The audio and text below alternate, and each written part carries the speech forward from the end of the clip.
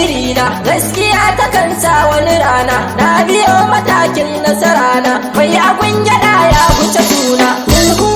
kira na raina taho zai kuna matakin kauna kizam sirri na kai nake kira mai kishi na san ka ne matakin nasara na rayuwar kice ni ta zame mini garkuwa ta ina ƙaunar ka in kina kusa na fada miki damuwa ta ina kishi ko a cikin su mata ina daukan ki a yar uwa majin sirri na da ka taɓa ni sai in ji kamar yayyafin ruwa ai dama da ka kula ni sai in ji kamar tauraruwa dai kiran ki hakan ma da ka ga hula ba ta yi wa ba ko kuwa ni ne shaida ma sannan samanta a zo a saka mata tilluwa kai ne nasara ta na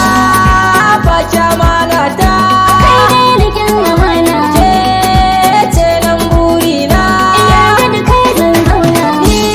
dai san ki na raina ka zo gare ni mu gana ko san mi kwan kauna sai ki rike na mana buri nan ganya ɗakin ka ki sa hakan a cikin ranki kai ne an goni mai ɗakin ka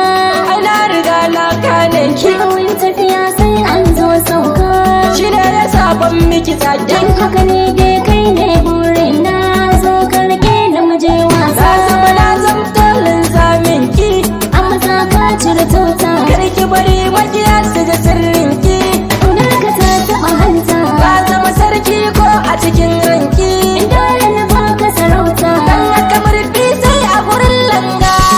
maganar ta masirri an shi zuwar so bai na farin ƙauna ban hannun ki na kama kar ka guje mini an ka ji sirri na ana gudu na kama za na ji daɗi ka zamto an gona ai na zamto in garma shi ya saka na faɗa maka kai ne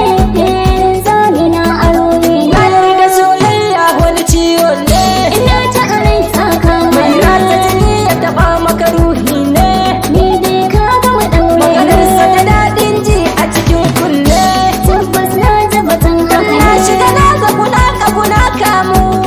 kuma ya ci mutuncin na na san nasarar ƙauna faɗuwar wani tashi na ka kasance mai yanke shi na ban nasarar ki cikin ƙauna